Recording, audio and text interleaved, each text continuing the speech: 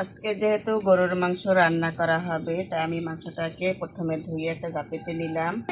এরপর সব রকমের মশলা দিয়ে আমি ভালোভাবে কষিয়ে নেব, তাই মশলা দিয়ে দিলাম চুলার উপরে। যেহেতু লাকড়ি দিয়ে মাটির চুলায় রান্না করব, তাই ভালোভাবে আমি আজকে কষিয়ে নিব মশলাটা।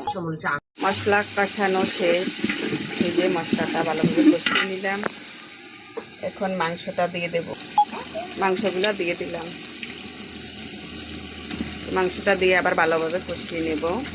মাংসটা দিয়ে আমি মশলাটা ভালোভাবে এই যে মাখিয়ে নিলাম একটা খুন্তির সাহায্যে।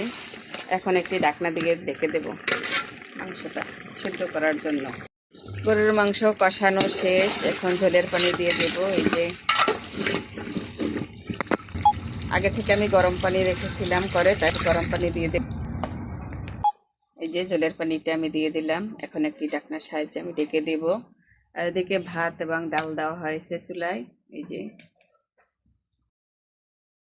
এদিকে যেহেতু মাছ ভাজি করবো, তাই মাছগুলোকে আমি ভিজিয়ে নিলাম।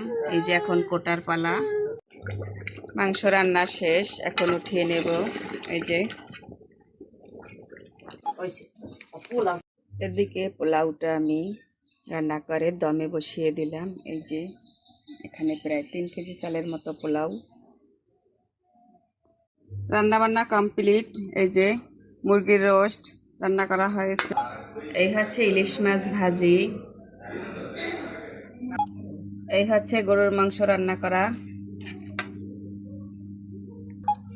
এটা হচ্ছে পোলাও।